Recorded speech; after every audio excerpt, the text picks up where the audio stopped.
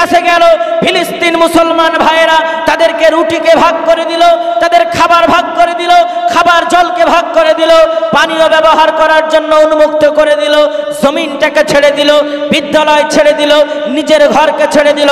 আস্তে আস্তে ওই ইহুদি জাতি ওই জেরুজালেম মসজিদে আকসাকে হেফাজত না করে মসজিদে আকসাকে ভেঙে টেম্পল বানানোর জন্য বেঈমান জাতি ইহুদি জাতি মনে মনে চক্রান্ত করলো।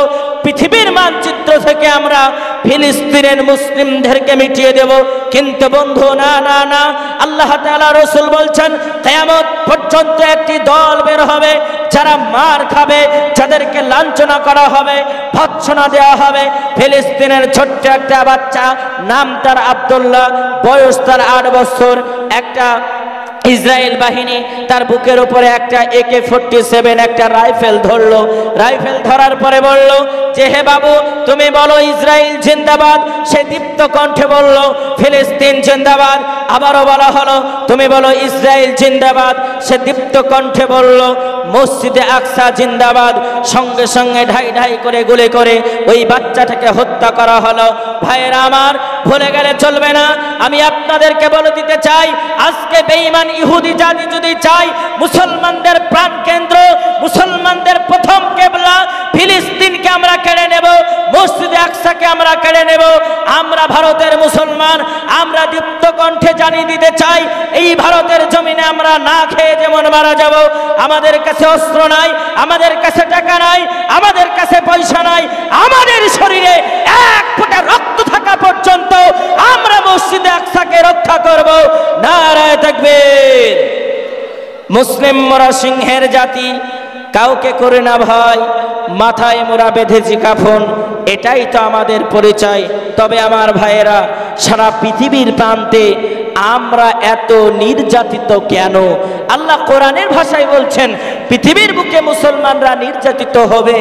আল্লাহ তাআলা বলছেন সূরা বাকারার মধ্যে, আমি মুসলমানদের ঈমানকে পরীক্ষা করব 4টি বিষয়ের মাধ্যম দিয়ে। জোরে বলেন, কয়টা বললাম? 4টি বিষয়ের মাধ্যম দিয়ে আল্লাহ তাআলা বলছেন আমি মুসলমানদের ঈমানকে পরীক্ষা করব। পবিত্র কোরআন আল্লাহ তাআলা বলে বিসমিল্লাহির রহমানির রহিম। ভাইরা আমার, এ নস্করপুর মুর্শিদাবাদের জমিনের মুসলমানেরা, তরুণ যুবক নওজওয়ানেরা, আল্লাহওয়ালারা, আজকে সারা পৃথিবীর প্রান্তে যদি আপনি তাকিয়ে দেখেন, পৃথিবীর মানচিত্রে মুসলমানদেরকে মারতে মারতে এত কোন ঠাসা করেছে, মুসলমানদেরকে মারতে মারতে আজকে হতভঙ্গ করে দিয়েছে। আল্লাহ তাআলা বলে পৃথিবীর মুসলমান তোমরা শুনে নাও, আমি আল্লাহ রাব্বুল আলামিন 4টি বিষয়ের মাধ্যম দিয়ে তোমার ঈমানটাকে পরীক্ষা করব। 1 নাম্বার বিষয় হলো আল্লাহ তাআলা বলে ওয়ালা নাবলুওয়ান্নাকুম বিশাইইম মিনাল খাউফি ওয়াল জু'i ওয়া নাকসিম মিনাল আমওয়ালি ওয়াল আনফুসি ওয়াস সামারাত ওয়াবাশশিরিস সাবিরিন।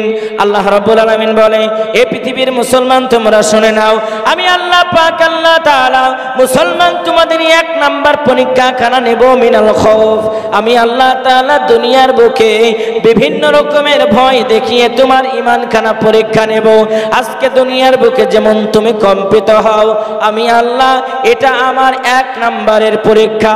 আল্লাহর নবীর সাহাবারা বলল হুজুর গো, কেমন করে আল্লাহকে ভয় করতে হবে? আল্লাহ তাআলা পবিত্র কোরআনুল কারীমের মধ্যে করে দিলেন বর্ণনা।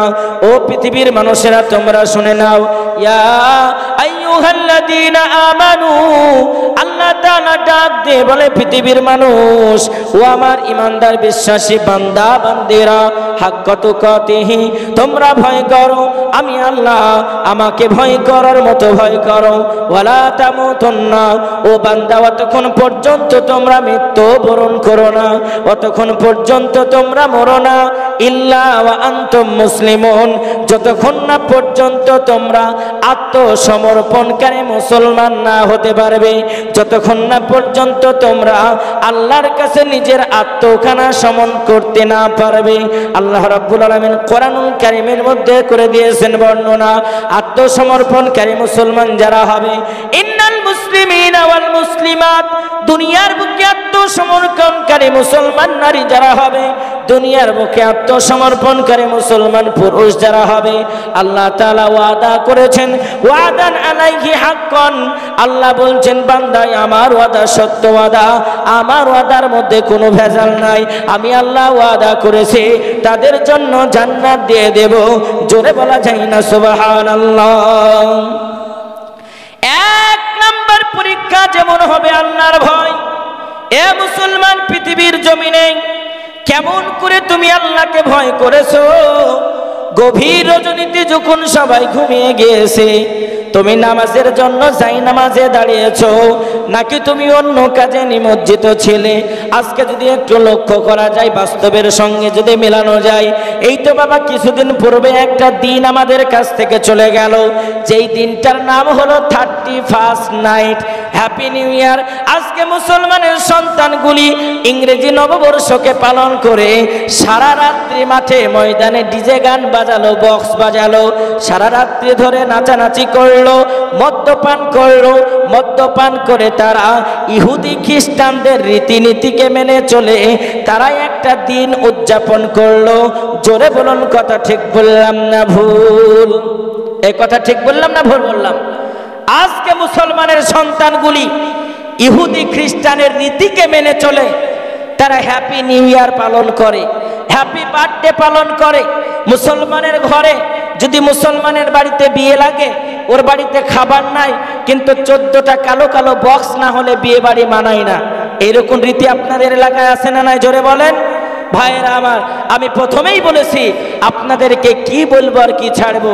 আল্লাহ বলছেন, এক নাম্বার পরীক্ষা হলো আমার ভয় যদি তোমার অন্তরের মধ্যে থাকে, আল্লাহ তাআলা ওয়াদা করেছেন তোমার জন্য জান্নাতের সার্টিফিকেট দিয়ে দেওয়া হবে। ভাইয়েরা আমার, পৃথিবীর বুকে ইসলাম যতটা নারীর মর্যাদা দিয়েছে, এতটা মর্যাদা আর কোনো ধর্মের মধ্যে দেয়নি। জোরে বলেন, দিয়েছে। তবে পৃথিবীর বুকে নারীদের মধ্যে থেকে কিছু আন্দোলন শুরু হলো। ওই আন্দোলনের নেতা হলো তসলিমা নাসরিন। তসলিমা নাসরিন বলল, মুসলমানদের কোরআন শরীফটা শুধুমাত্র পুরুষের জন্য, নারীদের অধিকার থেকে বঞ্চিত করা হয়েছে। তার কারণ কি? মুসলমানদের কোরআনের মধ্যে পুরুষের জন্য 4টি বিবাহের কথা বলা হয়েছে, কিন্তু নারীর জন্য বলা হয়নি। তার কারণ হলো পুরুষেরা 4টি বিবাহ করবে সেই স্বাধীনতা দেওয়া হলো, কিন্তু নারীরা বিবাহ করবে 4টে, সেই স্বাধীনতাকে হরণ করা হলো। আব্বাজানেরা, শোনার চাঁদ ভাইয়েরা, যদি মাথার মধ্যে মগজ থাকে কথাটা বোঝা যায়। একটা পুরুষ সময়কাল পাত্র বিশেষ 4টি বিবাহ করতে পারে, অনুমতি তাকে কোরআন দিয়েছে, কিন্তু একটা নারী 4টি বিবাহ করতে পারবে না কেন? এর সমাধানও কোরআন বর্ণনা করেছে। আল্লাহ কোরআনের মধ্যে বলছেন, আমি আল্লাহ রাব্বুল আলামিন মানব জাতিকে আশরাফুল মাখলুকাত হিসেবে তৈরি করেছে। মানব সম্মানের দিক থেকে যেমন সেরা, ফালাহুম আজরুন গায়রু মামনুন। মানুষ যদি ইবাদত করে, আল্লাহর সন্তুষ্টি আদায় করে, মানুষের মর্যাদা হয়ে যাবে ফেরেশতাদের উপরের তালিকায়। একবার জোরে বলুন সুবহানাল্লাহ। তার পাশাপাশি আল্লাহ কোরআনের মধ্যে বলছেন, সুম্মা রাদাদনাহু আসফালা সাফিলিন। মানুষেরা যদি অভব্য, অন্যায় ও অনৈতিক কাজে নিজের জীবনটাকে চালায়, তাহলে মানুষের জীবনটা হয়ে যাবে একদম সাফিল, নিম্ন দরজায়। মানুষ চতুষ্পর জান্তুর থেকে নিকৃষ্টতে পরিণত হবে। তবে ভাইরা, আল্লাহ তাআলা মানুষের মর্যাদা দিয়েছে। তবে তসলিমা নাসরিনের উত্তরটা দিয়ে দিই। ভাইরা আমার, তসলিমা নাসরিন যখন বলল যে নারীদের অধিকারকে হরণ করেছে কোরআন, তার প্রমাণ হলো নারীদের জন্য কেন 4টি বিবাহর ব্যবস্থা করা হলো না। অল্প কথাতে যদি আপনারা বুঝতে চান, একটা নারী 4টি বিবাহ করার পরে তার গর্ভের যে সন্তান হবে, ওই সন্তানের পিতা হবে কয়জন? জোরে বলেন। 4 জন পিতা হবে।